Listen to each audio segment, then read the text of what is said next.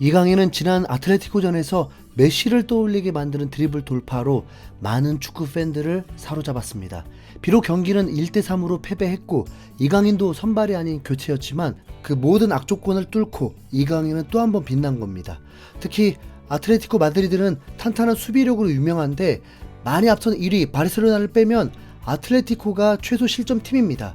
그런 팀을 상대로 이강인은 거침없는 드리블 돌파를 뽐내면서 수비진을 맘대로 휘저은 거고요. 마리오스, 코케, 몰리나, 비첼 등 아틀레티코의 주요 선수들을 모두 제치며 슈팅까지 때려버렸죠. 아틀레티코전 리뷰 당시 맺은 말로 이번 경기 이후에 아틀레티코가 이강인을 영입하려고 하지 않을까 하는 어쩌면 당연한 예상을 했었는데요. 그 예상이 하루 만에 현실이 됐습니다. 실제로 아틀레티코 마드리드에서 이강인을 영입하려고 한 겁니다.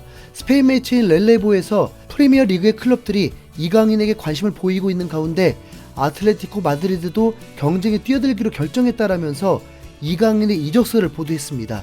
이 렐레보는 지난 1월에 프리미어 리그의 팀들을 거론하면서 이강인의 영국 이적설을 제시했던 최초의 언론들 중 하나입니다. 그만큼 이강인에 대해 지속적으로 관심을 갖고 있다는 거죠. 게다가 이번 기사를 보도한 마테오 모레토 기자도 주목해야 합니다. 모레토 기자는 다른 구단은 몰라도 아틀레티코 마드리드 관련해서는 매우 신뢰도가 높은 기자거든요. 그 대표적인 예가 바로 그리즈만 이적입니다. 원래 그리즈만은 아틀레티코에서 월드클래스 공격수로 발돋움하면서 팀의 핵심 선수가 됐습니다. 그러나 지난 2019년에 라이벌인 바르셀로나로 이적하면서 완전 배신자로 낙인 찍혔죠. 당시에 사전 접촉부터 시작해서 사비까지 내면서 이적을 하려는 등 아틀레티코 마드리드 입장에서 정말 오만정이 다 떨어질 정도로 시끌벅적하게 이적했습니다. 그러나 2년 뒤에 다시 복귀했는데 떠날 때의 분위기로만 본다면 불가능하다고 생각되는 일이었습니다. 하지만 모레토 기자는 당시에 그리즈만의 복귀를 정확히 예측하면서 상당한 신뢰도를 쌓았는데요. 그런 모레토가 직접 기사를 통해서 이강인의 이적설을 전했다 보니까 매우 믿을 만하다고 판단됩니다. 기사를 조금 더 자세히 읽어보면 이강인은 아틀레티코 마드리드와 상당히 가깝게 연결되고 있다. 지난 1월에는 마요르카가 제안을 거절했었지만 이번에는 상황이 다르다라면서 아주 확실하게 말하고 있습니다. 무엇보다도 아틀레티코의 감독인 시메오네가 직접 영입을 승인했다는 게 아주 중요한 포인트입니다. 얼마 전에 나겔스만의 얘기를 하다가 헤드코치와 매니저의 차이를 설명해 드린 적이 있는데 축구와 관련된 권한만 있는 헤드코치와 구단 전반의 권한이 있는 매니저는 분명 다르다고 말씀드렸죠. 그런데 시메오네 감독은 매니저와 같은 권한을 가진 감독입니다. 다시 말해서 정권을 가졌다는 건데요. 아틀레티코 마드리드를 탑3로 만들어낸 장본인이다 보니까 절대적인 권력을 자랑합니다. 최근 살짝 흔들리긴 했지만 이번 시즌에도 탑3를 유지하고 있고 재계약 소식도 들리고 있어서 이강인이 감독픽이라는 게 사실이면 매우 의미 있는 보도입니다. 과거에 이강인이 힘들었을 때 보면 항상 감독들이 교체되면서 입지가 흔들리곤 했었잖아요.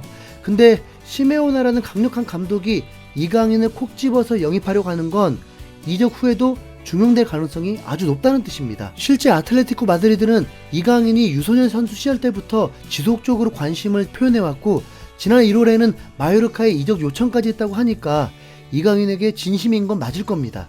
때문에 일각에서는 아스톤빌라보다 아틀레티코가 낫다는 말도 나옵니다. 과연 어느 정도길래 그럴까요? 일단 최근 10시즌 성적을 보면 3위가 6번, 2위가 2번, 1위가 2번으로 명실상부한 리그 탑3 팀입니다. 최근 우승도 불과 2년 전이고요. 강등을 걱정하던 마요르카와는 정반대에 있는 팀입니다. 일부 리그 잔류는 뭐 당연하고 챔스 출전도 보장돼 있고 대회 우승까지도 노릴 수 있습니다. 이번 시즌에도 승점 63점으로 2위인 레알 마드리드와는 단 2점 차이밖에 안 나고요. 리그 우승은 힘들겠지만 준우승은 가능하다는 뜻입니다. 아스톤 빌라가 에메리 부임 이후에 돌풍을 일으키고는 있지만 다음 시즌에도 꾸준하게 지금 성적이 유지될지는 미지수죠. 하지만 아틀레티코 마드리드는 이미 10년 동안 증명했습니다. 그리고 감독인 시메오네는 아틀레티코에서 8번 우승하면서 명장이라고 불리기 충분하고요. 물론 프리미어 리그가 금전적으로 가장 부유한 리그인 건 맞지만 중상위권 정도인 아스톤 빌라보다 라리가에서 최상위권인 아틀레티코가 이강인의 발전을 위해서는 더 낫다는 말도 일리가 있습니다. 만약 아틀레티코 행을 선택했다면 장점은 몇 가지 더 있습니다. 일단 이강인이 유소년 시절부터 스페인에서 계속 생활했기 때문에 가장 익숙한 축구를 할 수 있습니다. 빌라나 맨시티 이적을 얘기할 때 감독들이 스페인 사람이라서 스페인식 축구에 적응하기 쉽다 뭐 이런 장점을 얘기했었는데, 아틀레티코는 일단 스페인 리그니까 그런 장점이 더 크게 느껴지겠죠. 이와 관련된 또 다른 장점은 적응 기간이 필요 없다는 겁니다. 이강인의 영어 실력은 미지수지만 일단 스페인어가 원어민 수준이라는 건 이미 널리 알려져 있습니다. 당연히 언어적인 문제는 없을 거고 마드리드에서 생활하는 데에도 금세 적응할 수 있겠죠. 팀 동료들과의 의사소통에도 전혀 문제 없을 거고요. 게다가 라리가 무대에서의 활약은 매 경기 증명하고 있습니다.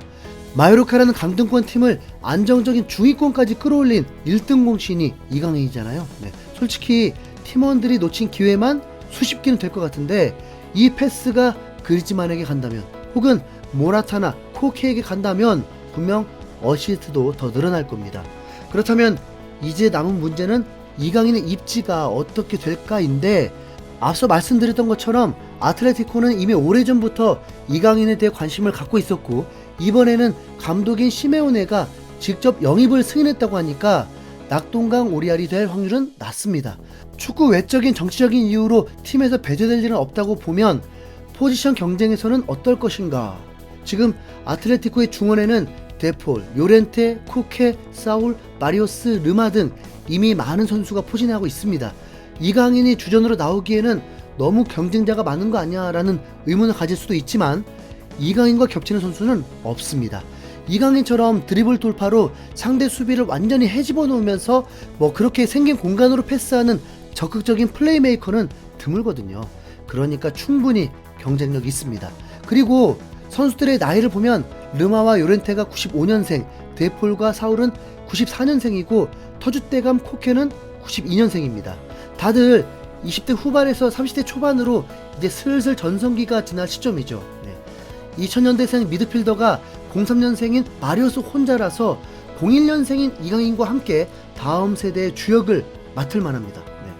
어디로 갈지는 이강인의 선택이지만 일단 전 세계에서 손에 꼽히는 팀들이 계속 이강인을 원한다고 하니까 그 자체만으로도 매우 뿌듯하네요.